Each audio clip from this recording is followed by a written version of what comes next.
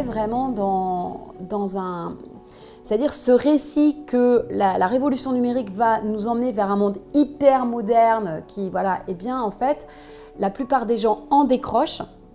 Et le résultat de ça, c'est qu'on a une coercition des pouvoirs. C'est-à-dire que les pouvoirs de la modernité se rendent compte que leur récit du futur ne fait plus rêver personne, donc les gens décrochent. Et le résultat, c'est que ça devient de plus en plus coercitif. Et on voit le côté tout d'un coup, le côté relativement totalitaire de la modernité nous apparaît. Alors, ça ne le rend que plus répulsif. Donc, on est vraiment dans une phase, je pense, de grand réveil. Parce que la plupart des gens commencent à se dire « Non, mais ce monde hyper moderne, ce récit hyper moderne du futur est dystopique. » Et pour moi, il y a de plus en plus de gens qui s'éveillent pour dire « Voilà, il faut qu'on invente un autre futur. » C'est-à-dire que la société du numérique peut donner naissance à toute autre chose. Et ce récit à construire collectivement, je pense que depuis quelques années, depuis une quinzaine d'années, on a des différents mouvements qui commencent à créer ce récit, mais de façon localisée. Donc on a les écologistes, on a les néo-paysans, et ils ne se comprennent pas nécessairement, notamment avec la place de l'animal. On a des mouvements altermondialistes, anticapitalistes, on a des mouvements des autochtones. Donc il y a un mouvement de revalorisation, de renaissance des marges territoriales et des marges temporelles, c'est-à-dire de nos mémoires, pour dire on peut inventer un autre monde que le monde moderne. Aujourd'hui, j'ai l'impression que ces différents groupes qui œuvrent partout sur le terrain sont en train de converger pour inventer un nouveau récit utopique, sachant que utopie, ça ne veut pas dire de rêve, ça veut dire qui n'est pas, et topos, c'est le lieu. Donc, en fait, utopie, ça veut dire ce qui n'a pas de lieu, ça veut dire ce qui n'est pas encore matérialisé dans la matière. Donc, moi, je suis pour qu'on invente un récit utopique du futur, avec le numérique, mais qui ne soit pas ce monde hyper artificiel, ce monde virtuel que les pouvoirs de la modernité essaient de nous vendre comme futur du numérique. Moi, la période, je l'analyse comme une grande transition anthropologique. Pour vous donner un peu l'ampleur du truc, c'est que dans l'histoire de l'humanité, on a eu 3 façons d'être au monde, c'est-à-dire de percevoir l'espace, le temps et notre corps dans cette réalité. La première, c'est celle des chasseurs, cueilleurs, pêcheurs. Donc, le premier environnement de vie des humains, c'est la nature sauvage. Donc, on pourrait dire qu'on n'en a en Europe pas de mémoire sociale, mais on en a des mémoires génétiques. Et c'est important aussi de comprendre que, par exemple, en Amérique, Nord, Sud, en Australie, eh bien, eux, ils en ont carrément des mémoires sociales, de cette façon d'être au monde. Je développe pas trop, mais c'est super intéressant parce qu'il y a plein de mémoires de chasseurs-cueilleurs qui sont revalorisées aujourd'hui, en Australie, en Amérique, etc. Et puis, il y a une première grande transformation, révolution dans l'histoire de l'humanité qui va changer notre relation à l'espace et au temps, c'est la révolution agricole. Alors, pour vous donner un ordre de grandeur, hein, c'est moins 8000 avant notre ère, en Mésopotamie. Si on prend la Vendée, on peut dire que, selon les connaissances actuelles, les premiers paysans, c'est moins 4500, d'accord ? Qu'est-ce qui se passe? Transformation de là, on va créer notre deuxième environnement de vie, qui est donc la nature domestiquée par l'homme. Et la plupart des gens vont vivre dans une nature domestiquée par l'homme. Dans le vocabulaire commun, on appelle ça la campagne. Pourquoi on change notre rapport à l'espace et au temps, et donc à notre corps? C'est que on va se sédentariser avec l'agriculture. Donc le territoire n'est plus un cheminement, mais ça devient une aire, un territoire au sens où on pense aujourd'hui. Et puis notre rapport au temps va changer, c'est-à-dire qu'on est dans un temps, dans toutes les sociétés traditionnelles paysannes, le temps tourne comme une roue. C'est-à-dire qu'est-ce que le futur? C'est l'éternel retour du passé. Le printemps de l'année prochaine sera égal au printemps de cette année et on va recommencer le cycle de la nature.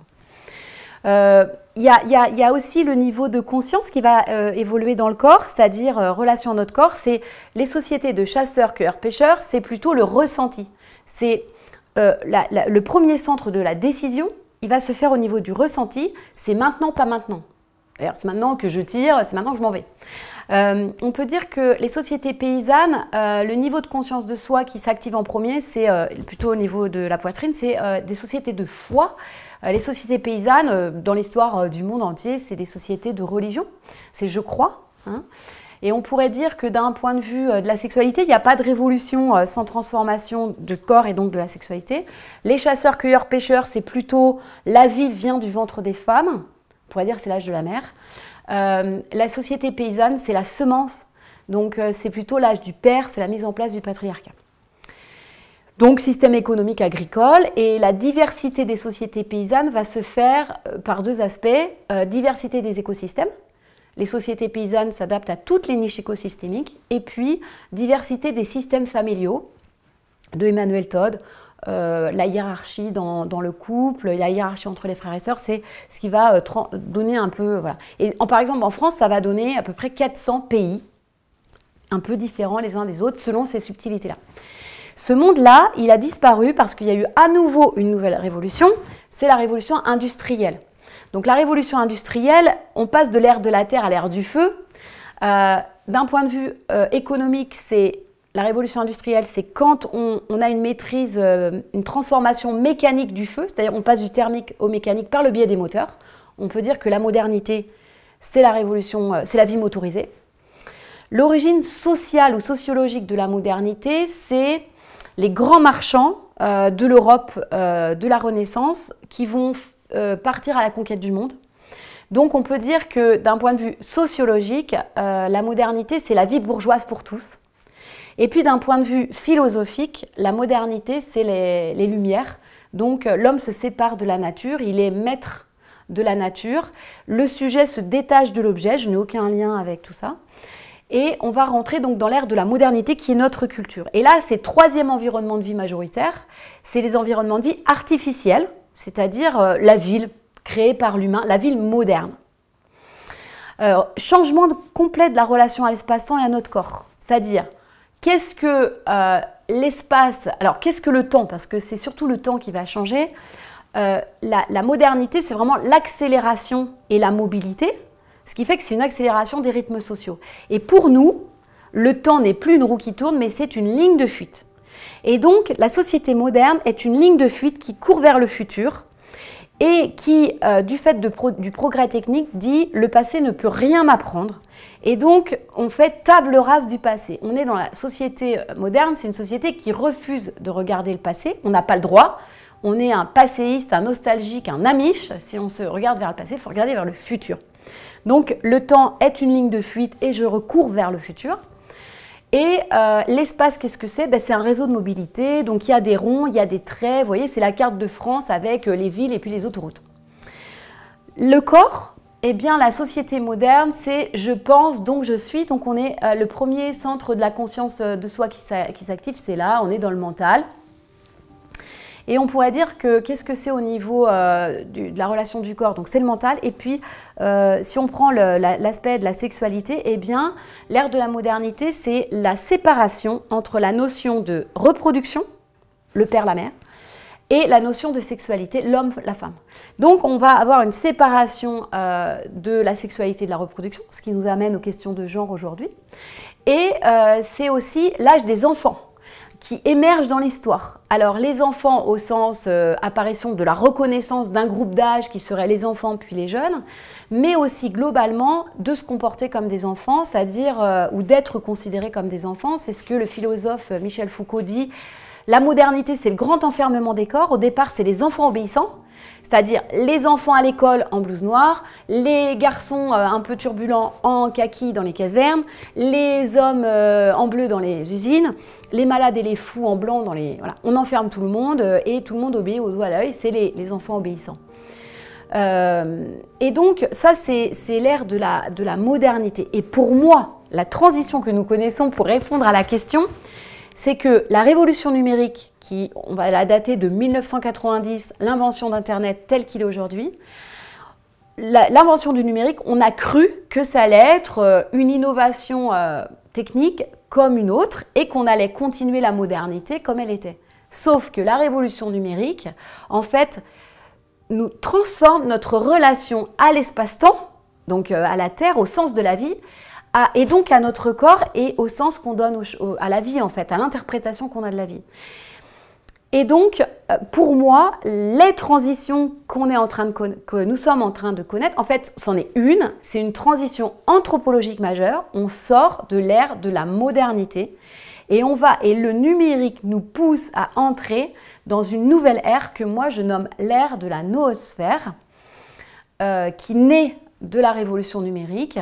Je prends le mot noosphère, il a été inventé par Pierre Teilhard de Chardin, qui est un scientifique et en même temps un mystique, qui a conceptualisé ce mot comme miroir du mot biosphère. Le mot biosphère a été inventé dans les années 20-30 pour parler des choses de la nature, qui est soumis à des règles naturelles. Et Pierre Teilhard de Chardin a inventé le mot de noosphère, parce que noos, c'est la pensée humaine. Donc c'est la sphère de la pensée humaine. Et Pierre Teilhard de Chardin avait conceptualisé avant l'Internet qu'un jour, les cerveaux humains, d'une certaine façon, pourraient se connecter.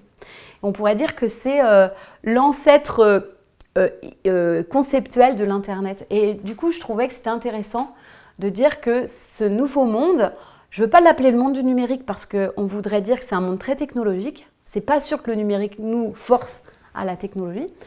Et donc, j'ai pris ce mot de l'ère de la noosphère pour définir ce monde qui vient, de façon un peu neutre. Voilà, c'est l'ère du numérique, c'est avec la révolution numérique, mais c'est un monde à inventer qui est le monde d'une nouvelle pensée humaine. En réalité, les problèmes n'émanent pas des humains, ils émanent d'un système économique et donc de certains humains qui vivent dans ce système économique. Par exemple, moi je ne suis pas quelqu'un qui est très sensible à un discours comme « il faut sauver la planète ». Parce que la planète, elle n'a pas besoin d'être sauvée. Je suis quelqu'un qui est révulsé par exemple, des questions comme est-ce qu'on est trop sur Terre par rapport à une soutenabilité écologique. Je trouve que ce sont des questions abominables. Ce sont des questions génocidaires. À partir du moment où on pose la question est-ce qu'on est trop nombreux, on est dans du discours génocidaire. Parce que si la réponse est bah oui, on est trop nombreux, bah dans ce cas-là, on fait quoi? La réponse est toujours la même. En fait, on commence toujours par les mêmes. Ce n'est pas ceux qui posent la question, bien sûr, qui vont estimer qu'ils sont que eux, ils sont en surnombre. Et ça va être bien sûr qui? Bah, les malades mentaux, les malades, les vieux, et puis après qui? On choisit qui d'abord? Je sais pas, les femmes, les noirs, les arabes, enfin, ça va. Bien sûr, ce n'est pas ceux qui posent la question. Donc, ce qui est intéressant là-dedans, c'est qui pose cette question? Qui pose cette question? Et là, tu vois, qui sont les génocidaires, tu vois? Donc, moi, j'ai horreur de ce discours-là. Donc, je suis beaucoup plus sensible à l'idée qu'on finisse par admettre que nous, en tant que modernes, c'est la culture moderne, la culture de la modernité qui est en train de s'effondrer parce qu'elle est... Alors, on pourrait parler un peu de ses limites, mais c'est la culture de la modernité qui est en train de s'effondrer. Et si elle s'effondre, c'est parce que le capitalisme est sans limite et que, en fait, notre société a ouvert une boîte que toutes les sociétés sages se refusent d'ouvrir et justement essaient de maintenir fermée. C'est la boîte de l'hubris, c'est-à-dire c'est la boîte de l'orgueil démesuré, c'est le désir de l'accumulation, en fait c'est le désir de pouvoir, d'argent, qui est débridé. Donc la question, moi je peux porter un regard sur, je crois que la Terre va bien en tant que planète, l'humanité en soi, l'être humain, ça va. Par contre, il y a un énorme problème de la culture moderne qui est totalement égarée dans l'hubris. C'est-à-dire tout ce que depuis toutes les sagesses passées nous disent, voilà, il faut contenir l'hubris, il faut limiter l'ego parce que cet ego, il a une soif de pouvoir, d'argent, etc., qui n'a pas de limite. Ben nous, on n'a pas écouté cette sagesse et la boîte est ouverte. Et c'est ça qui nous pose problème. Sinon, ça va très bien. Aujourd'hui, les pouvoirs de la modernité, c'est-à-dire les pouvoirs capitalistes de la modernité, qui sont donc dans cette hubris enfin, complètement débridée.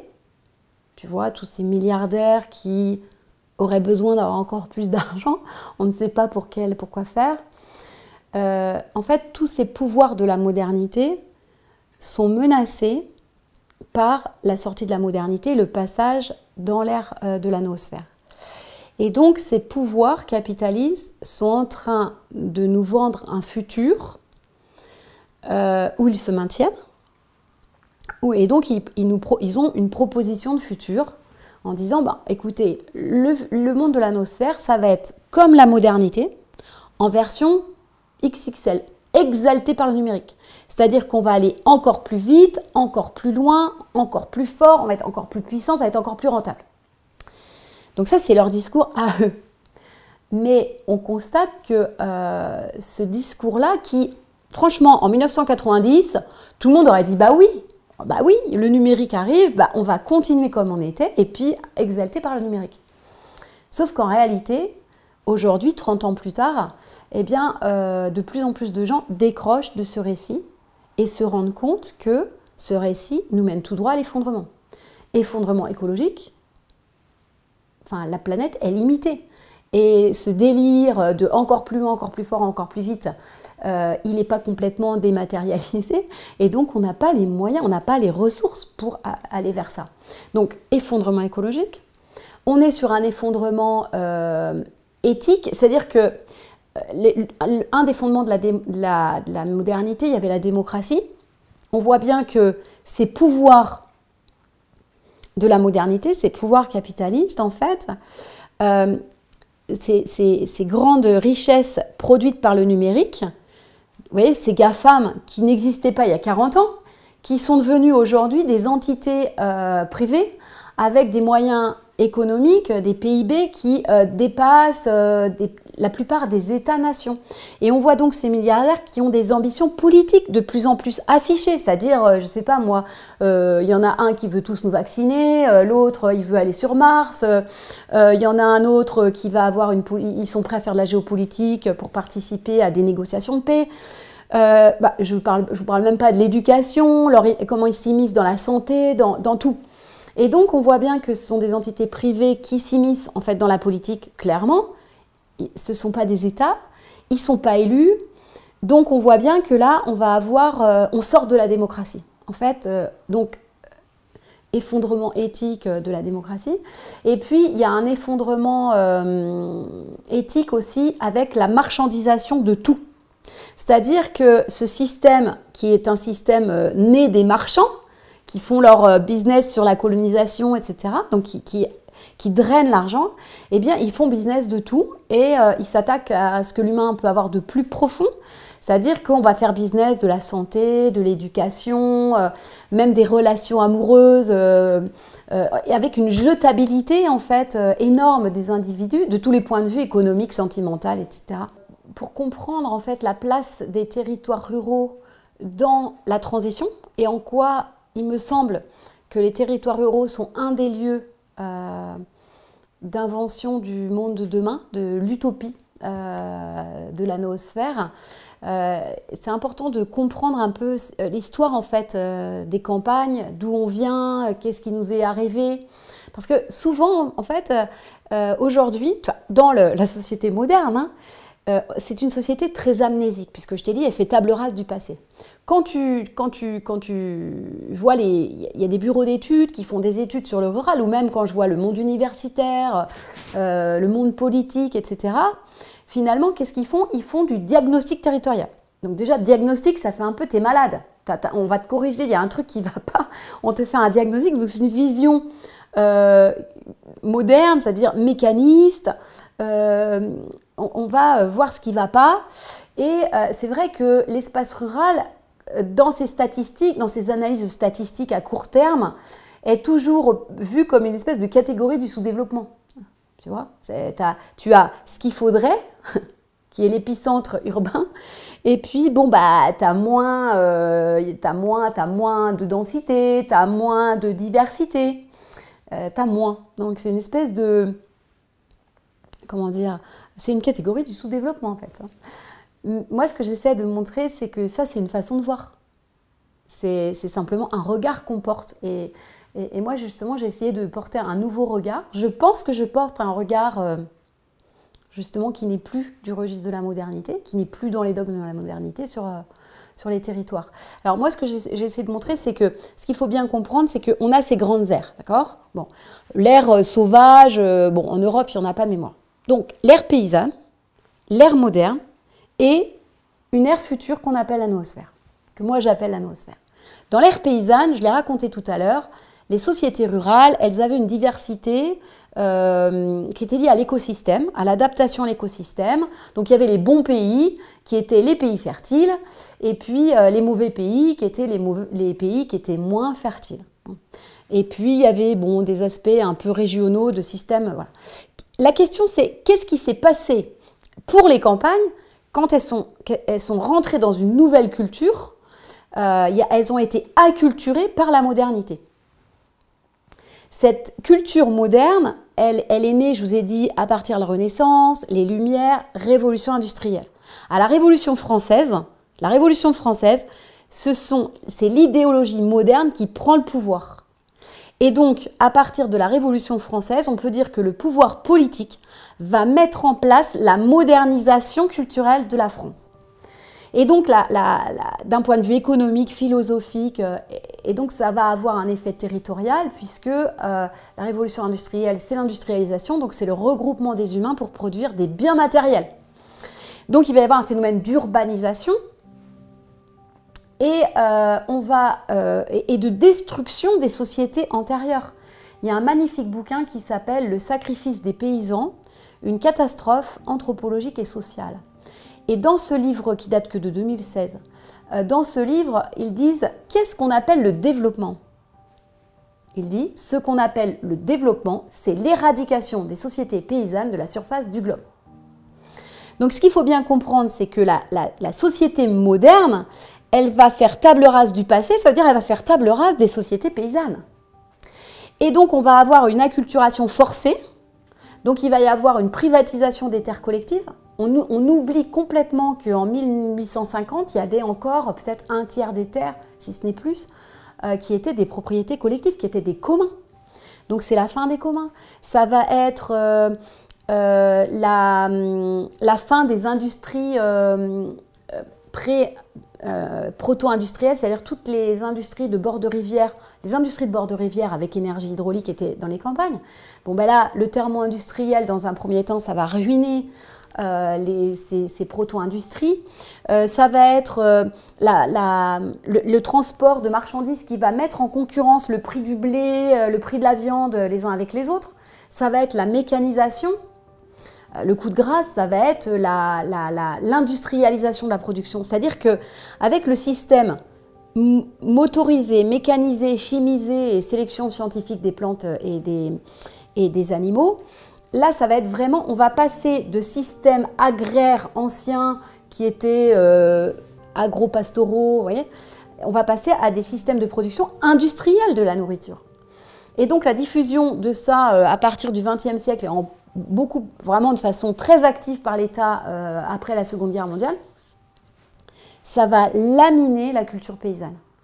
C'est-à-dire qu'entre 1850, ou alors là on est dans le plein démographique des campagnes, on est un peu au maximum des campagnes paysannes, un siècle plus tard, 1950, c'est fini. Il y avait beaucoup de paysans, il y a très peu d'agriculteurs. Et c'est un effondrement, on a l'impression que c'est juste un effondrement, ben voilà, les gens sont partis de la ferme et puis ils sont allés travailler à l'usine. Mais c'est pas que ça, c'est un effondrement anthropologique, c'est une culture qui a été éradiquée en fait. C'est une façon de voir le monde, ce monde cyclique, ce monde en lien avec la nature, ce monde qui était fondé sur localité, c'est-à-dire la communauté villageoise, l'esprit de clocher, si on veut dire ça au sens caricatural. Qu'est-ce qui faisait la communauté? C'est qu'on vivait les uns à côté des autres. Donc c'était la localité, c'était la parenté, donc la communauté familiale, et puis c'était les liens de réciprocité, c'est-à-dire ce qui faisait le lien social, c'est la réciprocité, c'est une relation qui n'est pas strictement marchande, c'est ce que je te donne aujourd'hui sera rendu en son temps et en son heure, mais je te fais confiance pour ça. Donc c'est tout ce monde, c'est tout ce monde qui a disparu en même temps. Et souvent, on ne nous l'a pas vendu comme un choc culturel, on nous l'a vendu comme une modernisation. Voilà.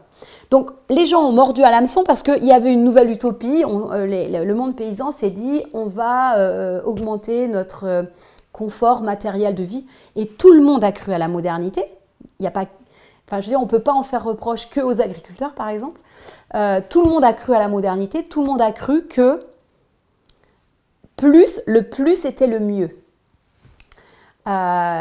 Donc ça, bon, on arrive au bout, et ça c'est le bout de la modernité, c'est que le plus n'est plus le mieux. Donc la société paysanne a été acculturée de façon volontaire et de façon étatique.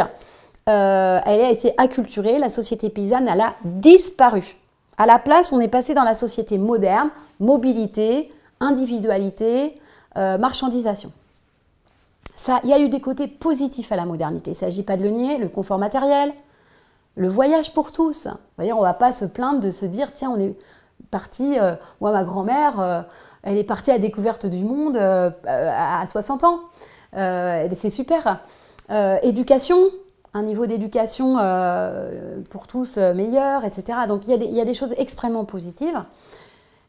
Mais il ne s'agit pas de faire table rase du passé. Il y avait des choses extraordinairement positives aussi dans les sociétés paysannes qu'on va recycler, qu'on retrouve dans les mémoires, adaptation aux niches écologiques, comment on fait du lien parce qu'on habite à côté, comment est-ce qu'on peut avoir des relations, pas strictement marchandes, mais de confiance, comment est-ce qu'on peut mutualiser. Aujourd'hui, on voit cette résurgence des mémoires paysannes à travers l'idée de commun, d'économie circulaire, d'économie de partage, c'est-à-dire une espèce de sobriété un peu plus choisie, on va dire, que peut-être nos ancêtres où c'était plus subi. Donc les campagnes se retrouvent dans la culture moderne. Dans cette culture moderne, je dirais qu'il y a deux phases pour les campagnes. Il y a une première phase, les 30 glorieuses. On pourrait dire que là, c'est la phase plutôt industrialisation de l'agriculture, industrialisation de la production, donc retour de l'industrie thermo-industrielle grâce aux camions et aux voitures dans les campagnes. Donc là, on peut dire qu'on va séparer, si on regarde un peu les travaux de l'époque, c'est important de le voir parce qu'on va voir l'inversion actuelle. Les campagnes qui se modernisent, on va dire, c'est bien, c'est les campagnes modernes, mais c'est considéré comme positif. Et ce qui est négatif, c'est les campagnes qui restent dans leur jus paysan. Alors là, ils sont archaïques, ils sont en déclin démographique, bien sûr, ils sont archaïques, ils ont rien compris. Donc, on pourrait dire que l'Ouest va se situer là, c'est là qu'elle va mordre à l'hameçon de la modernité. Elle va sortir de sa condition paysanne et puis elle va s'industrialiser à la campagne et comment les paysans vont devenir des agriculteurs et tout le monde est content et ça marche. Ça, c'est les 30 glorieuses. Ensuite, on a plutôt les années 75 et après. Donc là, on est plutôt dans la phase... l'industrialisation, c'est plutôt la désindustrialisation qui commence parce qu'on va avoir le capitalisme industriel qui part à la conquête de nouvelles main-d'œuvre moins chères. Et là, on va avoir plutôt le phénomène de ce que j'appelle moi la modernisation résidentielle. Le premier, c'est la modernisation productive. Là, c'est la modernisation résidentielle. Et la modernisation résidentielle, qu'est-ce que c'est? C'est que les gens viennent, c'est la périurbanisation. Et alors là, dans les travaux, il y a deux types de campagnes.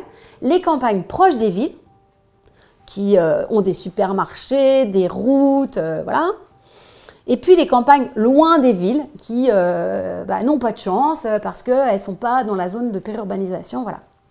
Donc pour moi, il y a modernisation productive qui se fait avec les gens du cru, modernisation résidentielle, donc périurbanisation, où là, pour la première fois dans l'histoire récente, enfin dans l'histoire même longue, on a des nouveaux habitants qui arrivent dans les campagnes.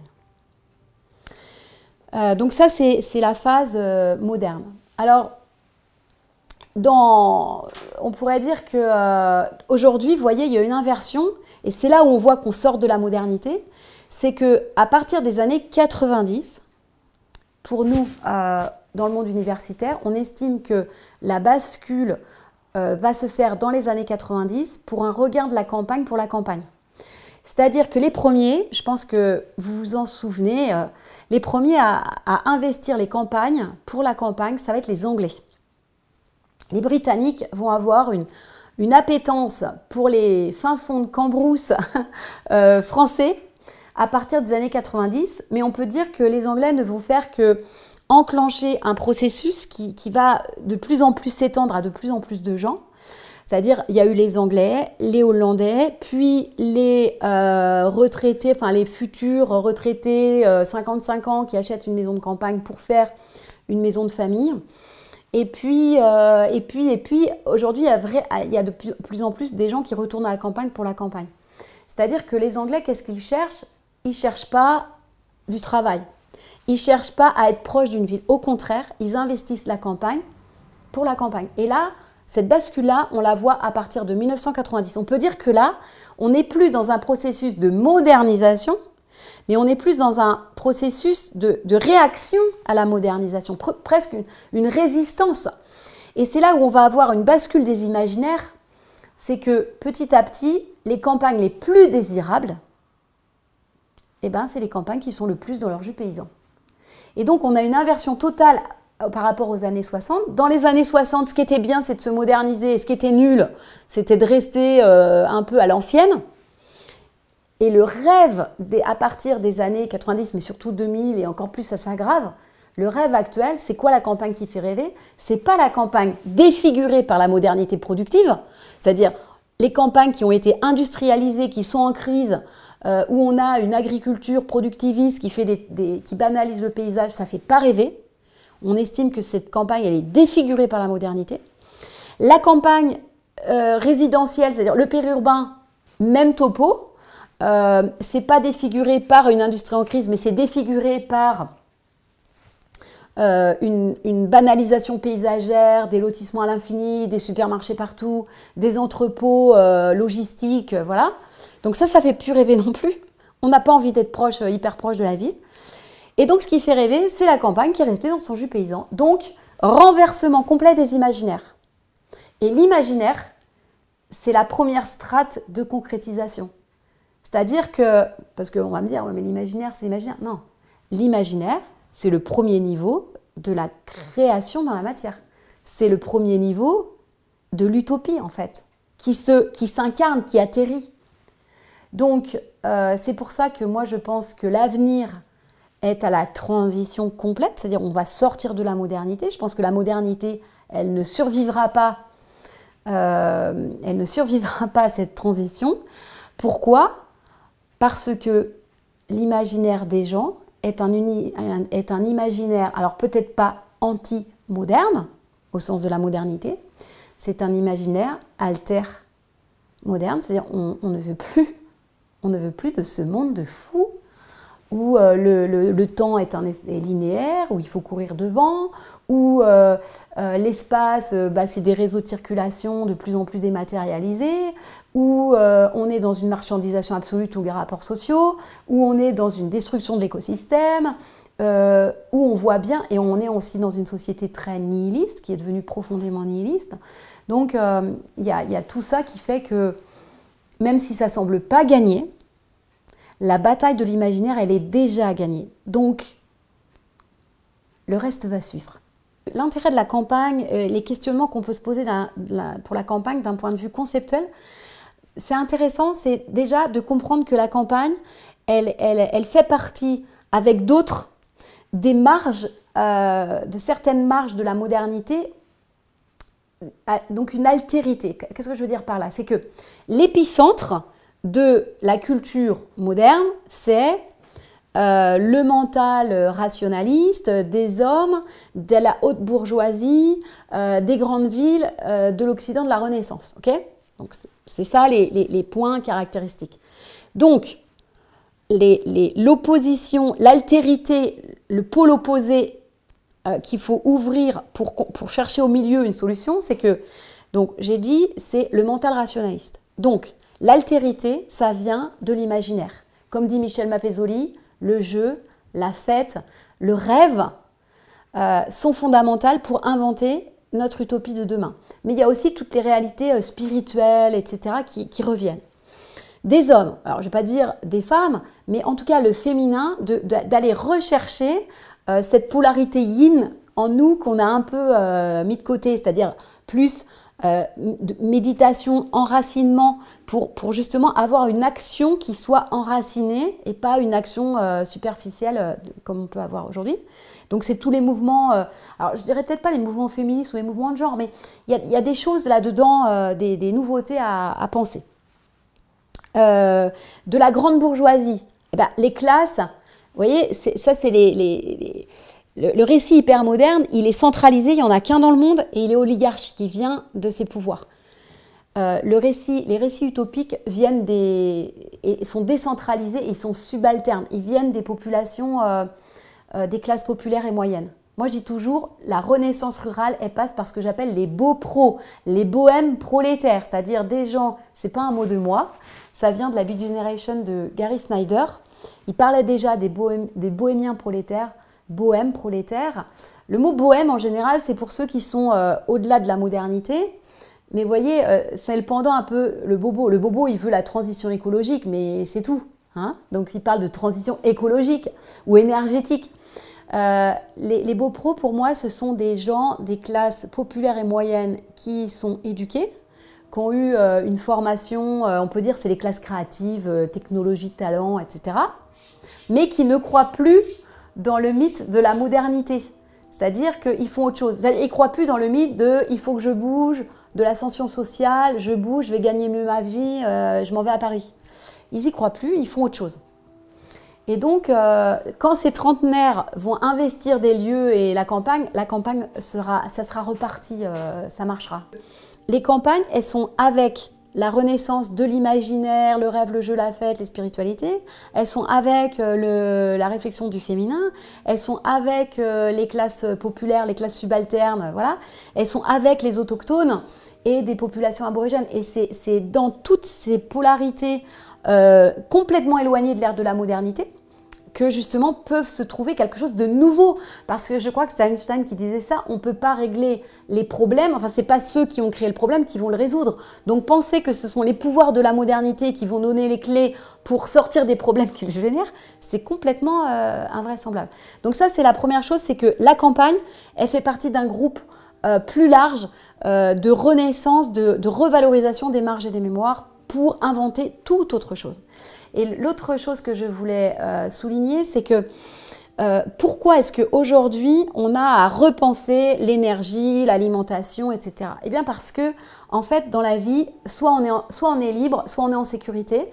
Et pour être libre, il faut être en sécurité. Vous voyez, l'opposé de la liberté, c'est pas la prison, c'est votre niveau de sécurité. Et donc, ce qu'il faut comprendre, c'est que dans les sociétés paysannes, la sécurité, elle était apportée par la maisonnée ferme, la famille, au sens un peu large, qui garantissait l'autonomie alimentaire, l'autonomie énergétique du bois pour se chauffer, etc.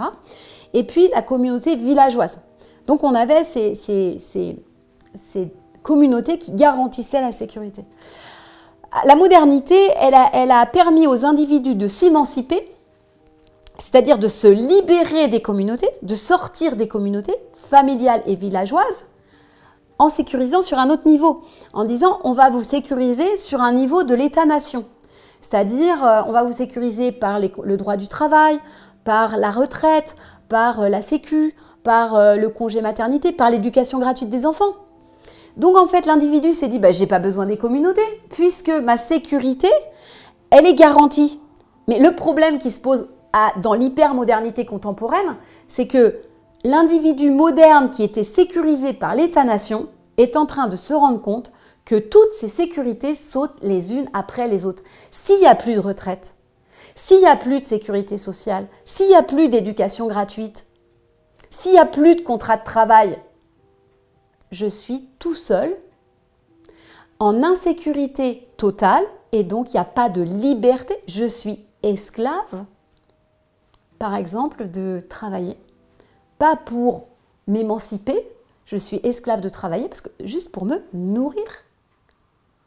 Parce que si votre salaire vous sert juste à vous nourrir, à vous loger, vous êtes au même stade que l'esclave de l'Antiquité, qui était logé, nourri par son patron. Vous voyez ce que je veux dire? Et donc c'est cette prise de conscience-là, de dire, l'individu hyper moderne, si l'État-nation saute,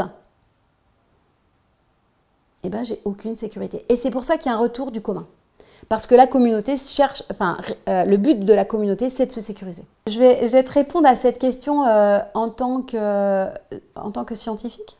Je pense que effectivement, la science, quand on va quitter la modernité en remettant en cause les dogmes de la modernité. Et un des dogmes de la modernité, c'est que pour comprendre le monde, la modernité dit « moi, je comprends le monde par la science ». Ça part pas d'un mauvais sentiment, c'est très intéressant. Qu'est-ce que la science? C'est observer les faits en les vérifiant par l'expérience ou par un raisonnement logique. D'accord? C'est très bien. Et cette science, elle s'est construite en s'opposant à, parce qu'on se pose en s'opposant, c'est un principe psychologique de base, en s'opposant à ce qui était là avant, c'est-à-dire la foi.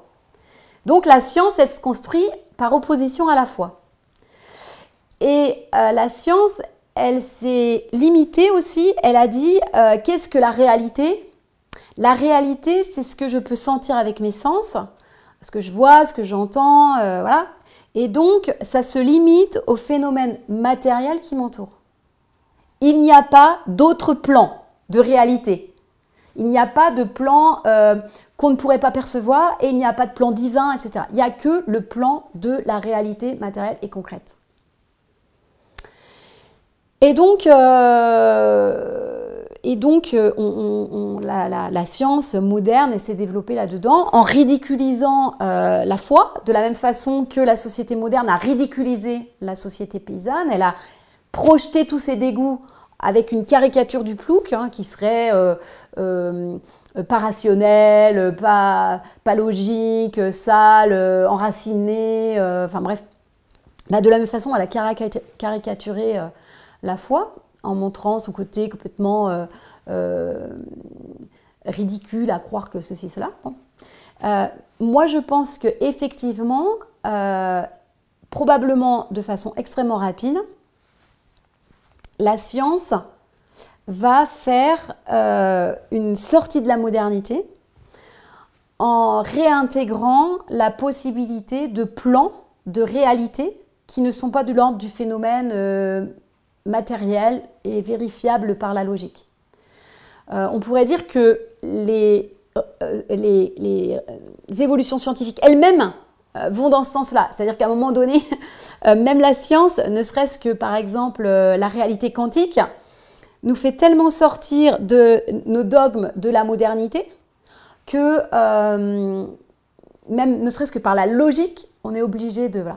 Donc il me semble que certains espaces de la science ont déjà fait un peu leur révolution, de repositionner d'autres plans de réalité, voire d'imaginer qu'il puisse y avoir une espèce d'intelligence qu'on ne saisit pas, qui nous dépasse, mais qui aurait une intelligence qui organise de façon extrêmement logique en fait le monde.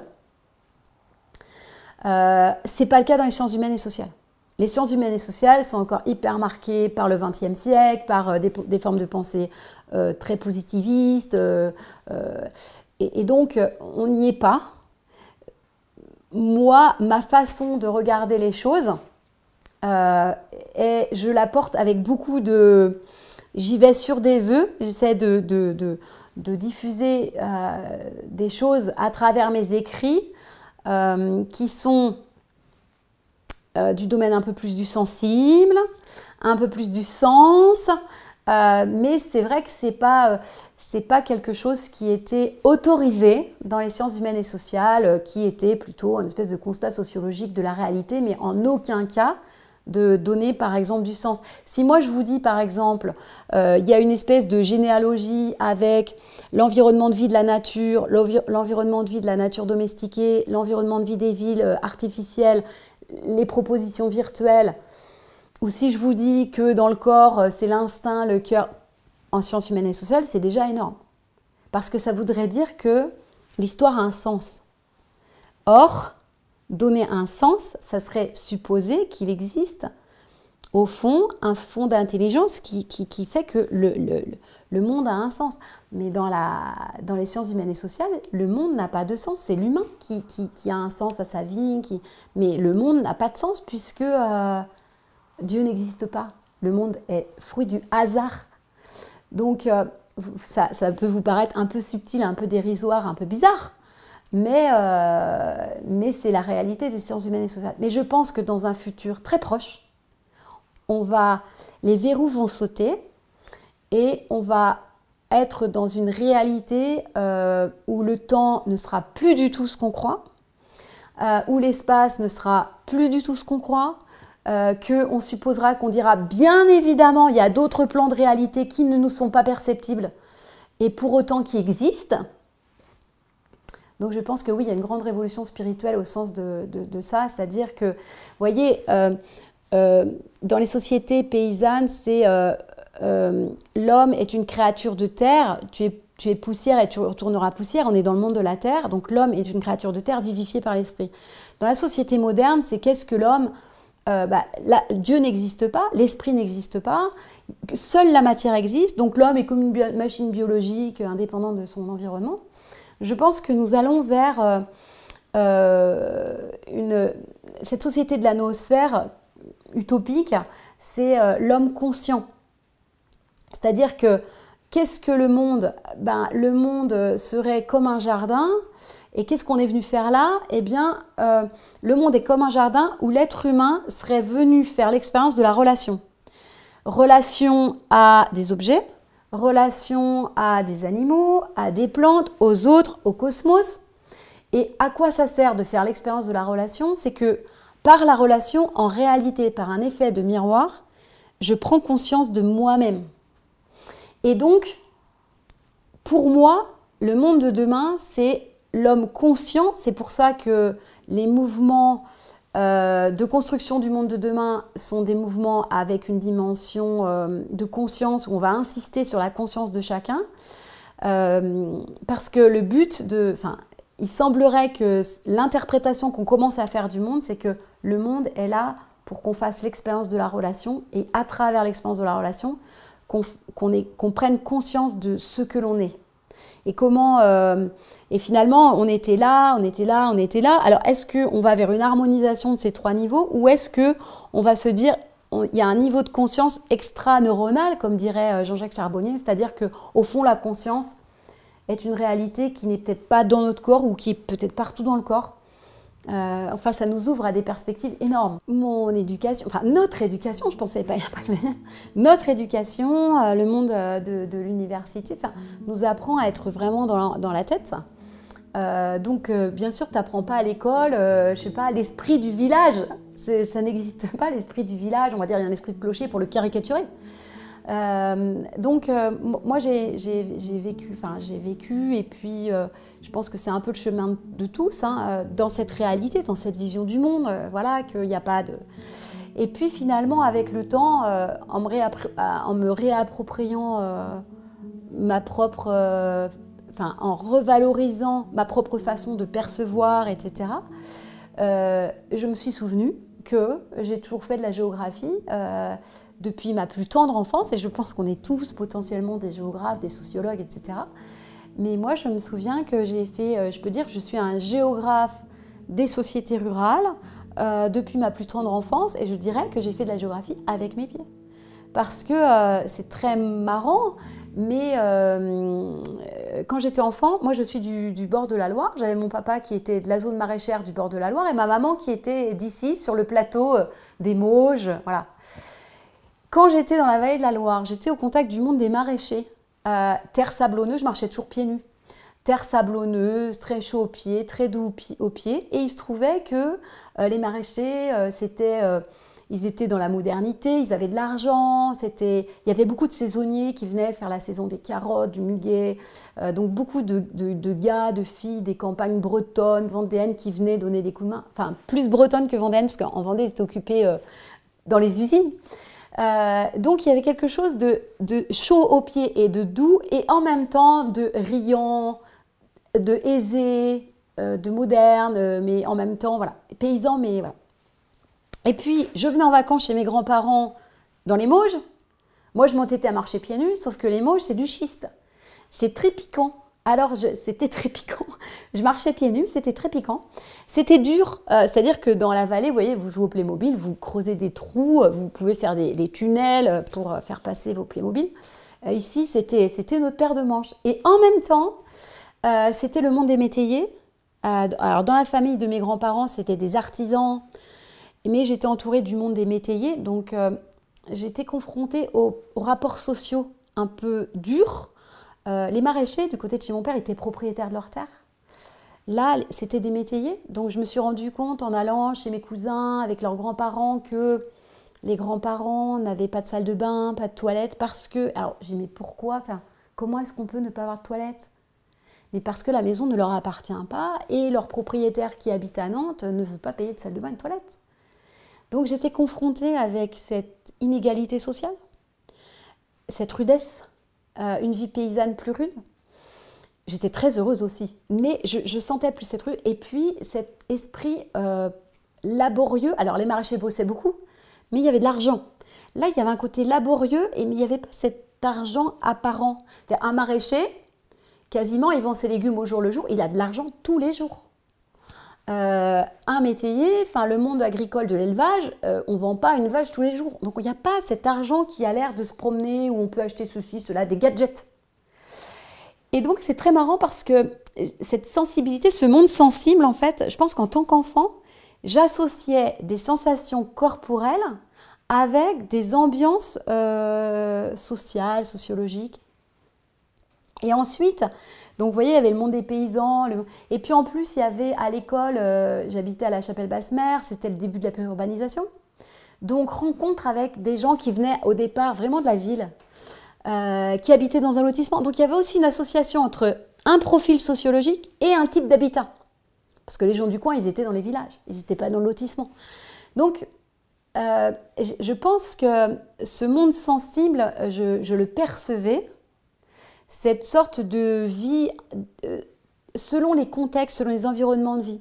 Et donc, ce qui est très marrant, c'est qu'à la fac, on apprenait grosso modo dans les années 80-90 que l'homme est séparé de la nature. Donc, en fait, le lieu où on habite n'est qu'un décor. Il n'a pas d'impact sur nous. Alors, ça a changé depuis, quand même, depuis 30 ans. Mais il y a 30 ans, franchement, c'était un peu...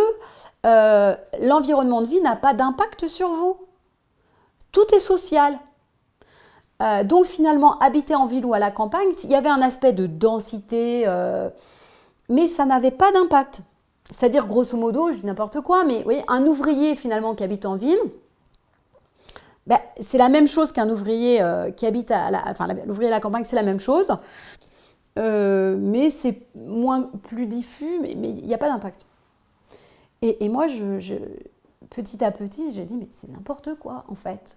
Parce que, ne serait-ce que la façon de s'habiller, c'est pas la même. Par exemple, pour une femme, vous allez en ville, enfin, vous allez au travail, je sais pas quoi, vous mettez vos talons, éventuellement, on a un coloc, je sais pas quoi. Moi, à la Boissière du Toré, je ne mets pas de talons parce que pour aller au fond de mon jardin, pour récupérer ma voiture, c'est l'enfer. Donc, vous vous habillez pas pareil. On le sait maintenant, ça commence scientifiquement à être prouvé, mais le fait que vous voyez des arbres, le fait que vous ayez des fleurs, ça impacte votre nature émotionnelle en fait. Et je dirais même que moins c'est dense, plus vous êtes prosociaux. C'est facile à comprendre. Vous êtes sur la plage le 15 août au Sable d'Olonne. Bon, vous êtes serré, il y a plein de gens, c'est hyper dense, vous n'avez pas envie, vous êtes plutôt en mode rétraction sensorielle. Regardez les gens dans les tramways, les métros, ils ont le casque pour ne pas entendre. D'abord, on ne touche pas les gens depuis longtemps. On met le casque, les lunettes de soleil, pour pas... Alors maintenant, le masque. C'est-à-dire, on bouge tous les lieux de sens sensibles pour ne pas être au contact. Donc ces environnements sont antisociaux, profondément antisociaux. Alors que si vous êtes dans la nature sauvage, en montagne, il n'y a personne, ou en bateau, vous voyez un humain, la première chose que vous faites, c'est que vous vous approchez. Il y a une dynamique prosociale, ne serait-ce que pour s'assurer que la personne est dans une amicale, vous voyez. À la campagne, c'est ça aussi, c'est-à-dire qu'à la campagne, il n'y a personne, vous dites facilement bonjour quand vous croisez quelqu'un dans la rue. En ville, vous ne le faites pas. Donc, comment dire, j'ai été conditionnée comme tout à chacun pour ne pas être dans une dimension sensible du monde dans lequel on vit. Parce que la modernité, notre culture, est dans cette perspective-là. C'est-à-dire, seule la matérialité, le concret existent et en plus, l'esprit n'existe pas. Donc ce monde n'est pas habité. Que ce soit un esprit divin ou des petits lutins, dans les deux cas, on va vous dire, vous êtes complètement débile. D'accord ? Donc on est un peu conditionné là-dedans. Et c'est vrai que c'est refaire confiance à ce qu'on ressent, même à des choses subtiles, c'est un apprentissage quasiment. C'est un nettoyage en fait, qui vient ou qui ne vient pas. À l'université, dans la plupart des gens, ça ne vient pas. Après, ce n'est pas tout le monde. Il y a des gens aussi extrêmement sensibles et ouverts à d'autres façons de percevoir le réel. Mais quand même, on voit là aussi, c'est un peu comme les pouvoirs, ça se durcit. C'est-à-dire qu'il y a une partie du monde scientifique qui se durcit pour essayer de maintenir dans leur dogme la science. Alors que la science, moi je dis toujours à mes étudiants, ce que je vous raconte est toujours vrai dans l'instant et toujours faux parce que ça va changer. Parce que le principe de la réalité, c'est qu'on essaye de la comprendre mais que notre connaissance, elle avance tout le temps. Et malheureusement, donc je dis toujours à mes étudiants, ce que je vous raconte est toujours vrai et toujours faux. Mais malheureusement, il y a des gens aussi dans l'université, ils sont finalement pareils que les gens de foi, c'est-à-dire que leur dogme, ils ne veulent pas qu'ils soient remis en cause et ils sont en train de les rendre coercitifs pour dire vous n'avez... Et donc, on va vous mettre à l'index et tout d'un coup, vous voyez, c'est tout ce qu'on voit en ce moment sur les attaques sur les médecines naturelles, les attaques sur tout ce qui va être un petit peu qui sort du cadre qui avait été décidé au 19e siècle. Et là, c'est extraordinaire. Il y a des gens qui vont dire « Mais moi, je crois en la science. » Mais j'ai dit « Attendez, la science, c'est pas la foi. On n'a pas à croire en la science. On l'expérimente. » L'ère de la modernité, c'est l'ère des hiérarchies, des structures hiérarchiques. C'est-à-dire, il y a le patron, et puis il y a les employés, l'usine, il y a EDF qui fait l'électricité, et puis donc il y a l'université qui a une espèce de monopole de la science. Et voilà. Et toutes ces institutions-là, elles sont remises en cause par la sortie de la modernité parce qu'elles sont nées de la modernité. Je ne sais pas si elles vont y survivre. Toutes les institutions, que ce soit la médecine moderne, vous voyez, cette médecine mécaniste où l'homme est comme une machine biologique indépendante de son environnement.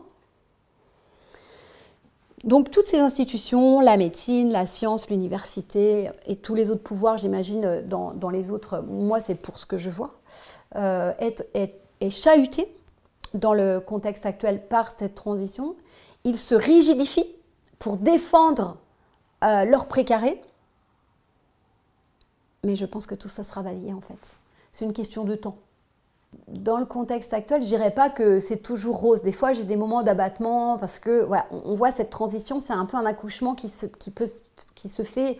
Il y a des formes de douleur aussi parce qu'il y a ce qui doit être détruit, ce qui doit passer, et qui résiste. Et on sent. Enfin, je pense que je suis une optimiste de surface avec une forme de pessimisme ou de lucidité intérieure qui parfois je me dis « Ouh là là, ça va pas être facile ». Donc je pense que sortir de la modernité pour inventer quelque chose d'autre n'est pas facile. Après moi ce qui me met en enthousiasme c'est de voir qu'il y a plein de gens sympas. C'est de voir que certes le système pourrit par la tête, la modernité pourrit par la tête, mais le nouveau regite du sol de partout et qu'il y a plein de gens qui font plein de trucs super, il y a plein de gens très sympas. Et moi, ce qui me met en joie, c'est vraiment de partager avec les autres, c'est-à-dire de me dire, moi j'ai cet apport conceptuel que j'adore transmettre. Donc j'aime bien partager cet apport conceptuel, j'aime bien justement diffuser en fait ce savoir de façon très démocratique, de façon avec un vocabulaire simple. Je me dis que la science, elle est... Une des vocations de la science, c'était justement cette participation démocratique de tous, cette éducation pour tous, en fait, qui est plutôt un héritage moderne. Donc ça me met en joie, ce côté partage, de faire ensemble, ça c'est super important. Et puis après, ce qui est super important pour moi, c'est une utopie, c'est ce qui n'est pas matérialisé. Donc, l'idée, c'est d'aider à la matérialisation. Alors moi, j'essaie d'aider à la matérialisation par là où je suis compétente, c'est-à-dire l'aménagement et l'urbanisme. Et donc, pour faire cela, pour proposer, pour essayer d'imaginer un nouvel urbanisme qui permette à cette utopie de s'incarner, eh bien, je suis repartie de la théorie des besoins humains fondamentaux. Alors, tout le monde connaît la pyramide de Maslow, mais la pyramide de Maslow, elle a été revue et corrigée en 2010. Et il y a 7 besoins humains fondamentaux, dont l'introduction de la notion de sens, de postérité en fait. Donc il y a premier besoin, donc les besoins physiques, boire, manger, respirer, se réchauffer, dormir. Les besoins de protection contre la violence. On a besoin d'être aimé tel qu'on est pour éviter l'abandon. On a besoin d'être considéré comme unique. Ensuite, on a des besoins de rencontre, notamment d'un partenaire sentimental, amoureux. Ensuite, on a des besoins de continuité. Et enfin, des besoins de postérité. Ces besoins de postérité, ils se présentent de façon très large, du physique, je suis parent, au spirituel, je me soucie au fond de mon âme, au-delà de ma vie. Et puis, l'aspect social qui peut nous intéresser en aménagement, c'est l'immortalité.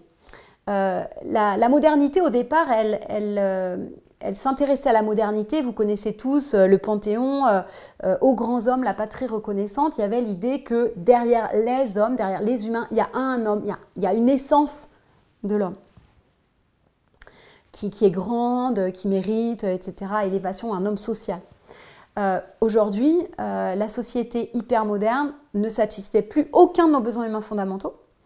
Et en particulier, donc, elle est très nihiliste. Notre société n'a aucun sens. Moi, je dis toujours, si quelqu'un dans la salle sait quel est le but, le sens de notre civilisation actuellement, qu'il me le dise, parce que moi, je l'ignore.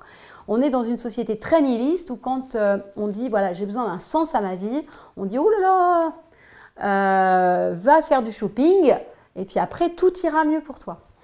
Mais sauf que ça passe plus et la question du sens est interrogée. Et donc, moi, j'essaie de dire, eh bien, la société moderne, elle nous a, dans ce qu'elle a de positif, elle nous a promis la satisfaction de nos besoins humains fondamentaux à un niveau matériel. Avoir à manger, avoir chaud, voyez, avoir une protection matérielle, une maison, etc. etc. Bon. Moi, ce que j'essaie de partager, c'est de dire les territoires de demain qui seront, à mon avis, désirables, ce sont les territoires qui vont continuer à partager cette idée de satisfaction des besoins humains fondamentaux, mais pas dans le domaine de l'avoir, mais plus dans le domaine de l'être. Et les besoins, pour que ce soit plus simple à retenir, plutôt que de faire la liste des 7 besoins, je dis on peut les diviser en 3 grands types de besoins. On a des besoins de protection, protéger nos corps et nos cerveaux, c'est-à-dire j'ai besoin est-ce que ce que je bois est sain, est-ce que ce que je mange ne me rend pas malade, est-ce que ce que je respire, les environnements chimiques, les environnements électromagnétiques, les environnements psychologiques, c'est-à-dire si tout le monde a un burn-out ou une dépression, on voit bien qu'on est dans un environnement malsain. Donc, tout ce qui soutient la vitalité, d'accord, tout ce qui soutient la bonne santé, l'équilibre vital de mon corps. Donc, pour moi, c'est une révolution écologique. Pas au sens des mouvements écologistes, politiques qu'on connaît, mais révolution écologique générale pour assurer l'équilibre vital dans toutes ses dimensions très larges. Pas avec une vision mécaniste de la santé, mais une vision justement globale de mon équilibre dans mon environnement qui soutient ma santé. Deuxième niveau, c'est un besoin de relation, de se relier par le cœur, dans une relation non marchande. Ce que j'appelle, c'est l'authenticité. Qu'est-ce qui est authentique? C'est ce qui n'est pas fait ni pour être vendu, ni même pour être photographié, ce qui n'est pas gâté par l'ego. Ce qui est authentique, c'est ce qui est fait parce que, par nécessité, ça doit être fait, ou par grâce. Et donc, l'espace public, par exemple, c'est vraiment pour moi, en urbanisme, par exemple, ça, clairement, c'est une question de l'espace public. À quoi sert l'espace public? dans la société moderne, il sert à la mobilité. La société moderne voit le monde comme une usine à produire et à consommer. Et donc, l'espace public, c'est la courroie de distribution du système territorial usine. Donc, vous avez le droit d'être dans l'espace public si vous êtes mobile. Si vous roulez en voiture, en roulant en camion, vous pouvez garer votre voiture, votre camion. Vous pouvez rouler en trottinette électrique ou en vélo maintenant. Mais c'est toujours rouler. Hein, notre société, on n'a pas le droit d'être immobile dans l'espace public. D'ailleurs, on a inventé, enfin certains, esprit malade pour moi, ont inventé l'urbanisme anti-SDF pour pas que les gens s'assoient ou s'allongent ou restent là. Donc, Michel Maffezoli dit « Le monde de demain, l'espace public servira à quoi? Il servira à l'imaginaire collectif. Le jeu, la fête, le rêve. » Donc, voilà, comment est-ce qu'on peut imaginer un espace public qui sert au jeu, à la fête et au rêve et pas seulement au monde usine? Et donc là, vous voyez comment, en fait, l'urbanisme matérialise une idéologie. Hein, à l'inverse, si vous mettez des caméras partout, si vous faites de la verbalisation par vidéo et tout ça, vous créez une réalité et un monde hyper moderne, dystopique à mon avis. Donc, plutôt que de mettre des caméras partout, eh ben, faites des fêtes sur les places des villages. Et puis, le troisième niveau, c'est le niveau de la beauté. Qu'est-ce que la beauté? C'est ce qui fait qu'on est émerveillé face à la vie. Hein, la beauté, c'est un sentiment, une aspiration profonde de l'humain à s'émerveiller en disant « Waouh, la vie est belle ». Et cette beauté, elle passe par le sens. Alors, comment est-ce qu'on peut satisfaire des besoins de continuité, donc de sens et de direction, de postérité, de grandeur? Moi, je n'ai pas la réponse, mais ça veut dire réinterroger. Donc, le sens, c'est aussi le fait de naître et de mourir. Et on passe, et il y a des gens après nous. Donc, c'est réintégrer par exemple, la mort, la place de la mort. Hein. Michel Maffezoli dit les sociétés sages sont les sociétés qui distillent à dose homéopathique la mort au milieu des fêtes de la vie. Donc, comment est-ce qu'on réintègre la réalité de la mort? Voilà. Comment est-ce qu'on s'intéresse aux générations futures? Peut-être en plantant des arbres, mais il y a peut-être plein d'autres choses pour voilà, se réinscrire dans un temps long. Et puis, comment les gens vivant actuellement, on leur permet de mettre un peu de sens à leur existence? Comment est-ce qu'on peut permettre, par exemple, de la créativité? Moi, je dis toujours, vous voyez, dans l'urbanisme actuel, on réglemente à fond l'urbanisme. Il y a des règles de PLU hyper tatillonnes, la pente du toit, la distance à la route, la couleur des volets. C'est hyper tatillon. On prétend que c'est pour garder l'identité locale. En réalité, une fois qu'on a tout détricoté, qu'est-ce qu'on a le droit de faire? On a le droit de faire le pavillon le plus banal qui soit, qui ressemble absolument à tous les autres pavillons. Et donc, sous prétexte de garantir une soi-disant homogénéité, alors que c'est une banalisation en fait, on fait de la banalisation et on interdit totalement la créativité habitante. C'est-à-dire que quelqu'un qui voudrait faire un truc farfelu ou mettre des couleurs farfelues ou faire quelque chose que les autres ne font pas, c'est-à-dire au fond, cette personne, qu'est-ce qu'elle fait en étant créative? Elle crée un équilibre entre sa maison et lui, en fait. Et donc, ça va donner de la beauté, ça va donner quelque chose d'unique. Ben non, ça, c'est pas autorisé. Alors, est-ce qu'on peut imaginer qu'on arrête d'être tatillon en prétendant protéger un style qu'en réalité, on ne protège pas? On favorise une banalisation, mais on empêche complètement une expression habitante, d'une créativité habitante, par exemple, dans les villages. Et donc, moi, c'est ce que j'essaie de faire, c'est à travers partager, en fait, mon savoir ou ma vision pour essayer de matérialiser dans mon domaine de compétences, plutôt l'urbanisme et l'aménagement, comment est-ce qu'on peut commencer à faire atterrir une utopie d'un monde de la relation. C'est ça qui me motive chaque matin.